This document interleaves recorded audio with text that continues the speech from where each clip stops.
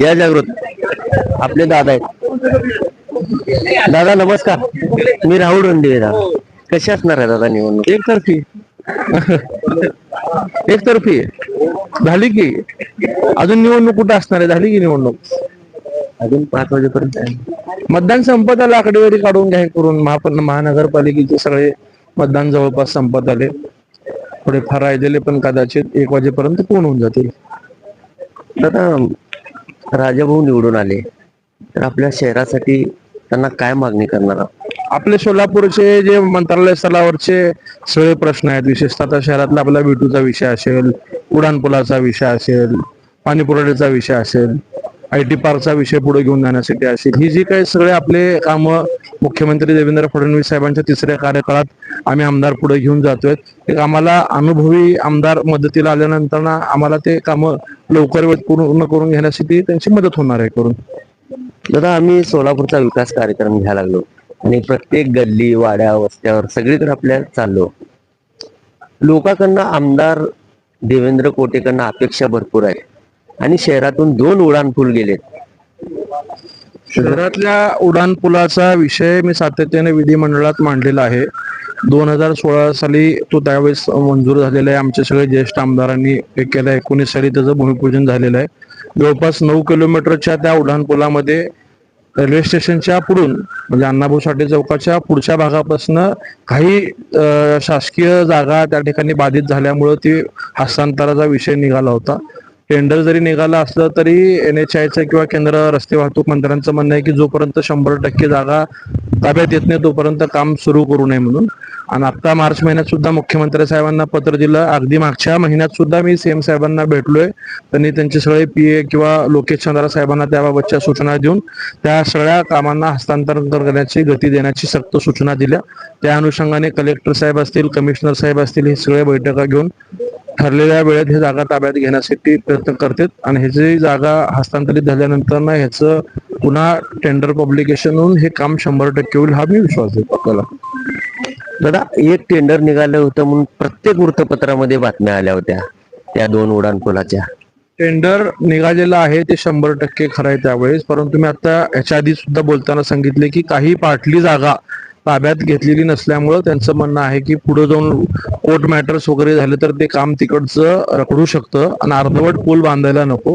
काम सुरू करण्यापूर्वी 100% जागा झाल्यानंतर ना ते तुम्ही पुढे प्रोसीड करा अशा केंद्राच्या सूचना आल्यामुळेच त्याचं काम त्या ठिकाणी थांबवलेलं आहे. आता जागा हस्तांतराची प्रक्रिया पूर्ण झाल्यानंतर ना नव्याने टेंडर होऊन ते उडानपूल शहरातले 100% होतील. आता अजून एक विषय आहे, तुमच्या शहर मध्यमधला नाही पण तो उत्तर मधला आहे. उत्तर मधून जे उडानपूल गेलंय मार्केट यार्ड तिकडच भरपूर ऍक्सिडेंट झालेले आहेत. आतापर्यंत आपलेच काय लोक तिकडे मरण पावलेले आहेत. संत गतीनं काम चालू आहे. आमदार म्हणून तुम्ही काय लक्ष घालणार आहेत? कुठल्या ह्या 2 उड्डाणपुलाच्या व्यतिरिक्त नॅशनल हायवेचा मार्केट यार्डच्या समोरचा काही तांत्रिक अडचणी त्या उड्डाणपुलाला आल्या होत्या. परंतु आता मागच्या 3-4 महिन्यात त्याचं काम प्रगतीपथावरती सुरू आहे. जवळपास 2-4 मोठे कॉलम पिलर त्या ठिकाणी उभारलेले आहेत आणि आता त्या कामाला चांगली गती घेतलेली आहे आणि कमी वेळात ते काम पूर्ण होईल. अपघात होऊ नये यासाठी ज्या काही त्या ठिकाणी सुरक्षतेच्या गोष्टी दखल घेतल्या पाहिजे ते निश्चितच सोलापूरच्या पिढींना याबाबतचा निरोप देऊ करू. दादा आम्ही गेलो होतो 4 महिन्याखाली, 4च कामगार होते तिथं आणि ते काम करत होते. लवकर होण्यासाठी तुम्ही आमदार देवेंद्र कोटेचा काय? तुम्ही 4 महिन्या अगोदर गेल्यानंतरचा व्हिडिओ काढून बघा. त्यावेळेस तिथे पिलर उभारलेले नसतील. तुम्ही आज तिथं जाऊन व्हिडिओ काढलात तर तिथं तुम्हाला ते पिलर्स वगैरे मोठे उभारलेले दिसतील. त्या कामाने आता गती घेतलेली आहे. तरी मी शहराचा प्रश्न असल्यामुळं निश्चितच पिढींशी याबाबत बोलेल आणि हे काम वेळेत पूर्ण करून घेण्यासाठी पाठपुरावा करेल. IT पार्कचा विषय आहे दादा आणि IT पार्क लवकरात लवकर व्हावं त्याला खूप घालायला लागले इकडून तिकडून. IT पार्कला कुठल्याही प्रकारचं खो असण्याचं कारण नाही. मुख्यमंत्री देवेंद्र फडणवीस साहेबांच्या सूचनेतनं जी जागा निश्चित झालेली आहे त्याच जागी IT पार्क होईल. त्या जागेचा GR सुद्धा IT पार्कचा निघालेला आहे. ती जागा आता जलसंधारण विभागाकडनं हस्तांतरित करण्याची प्रक्रिया जी काही शासकीय असते ती मंत्रालय स्तरावरती सुरू आहे. मी मागच्या 1-1.5 महिन्याखाली स्वतः त्या बैठकीला उपस्थित होतो. आमचा त्या संदर्भातनं फॉलोअप आहे. मुख्यमंत्री साहेबांनी स्वतःचे काही विशेष OSD या कामासाठी नेमून दिलेले आहेत आणि आम्ही सगळेजण ह्या कामाचा फॉलोअप करतोय. निश्चितच IT पार्क तिथं होईल आणि तो मुख्यमंत्री साहेबांचा महत्वाकांक्षी प्रकल्प आहे. त्यामुळे मला विश्वास आहे की सोलापूरला IT पार्क निश्चित मिळेल. धन्यवाद दादा. जिथून सगळ्याचं संपतंय तिथून ह्यांचं चालू होत आहे आणि स्वामी महाराजांचे भक्त आहेत. त्याच्यामुळं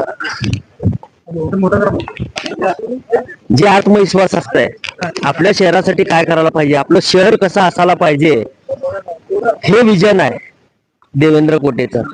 भले माग काही होऊ दे, पण आपलं सोलापूर शहर कसा असायला पाहिजे यांच्यामध्ये विजन आहे बरं का. ते प्रत्येक नगरसेवक आहेत आणि आपण गेलो सगळीकडे आमदार देवेंद्र कोटेचं नाव घेतात बरं का, आणि सगळे ते आशाने त्यांच्याकडे बघतात आपला सोलापूरचा डेव्हलप होईल. दाखवा इकडे सगळेच नगरसेवक आहेत, सगळे दाखवा.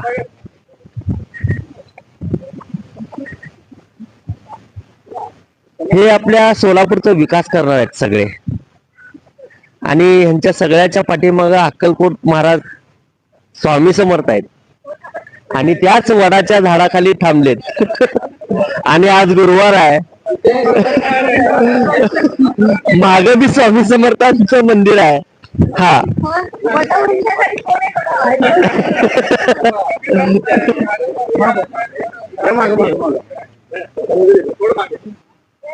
दाखवा सगळ्यांना. हा या ताई तिकडे उभा, नमस्ते, उभा राहा.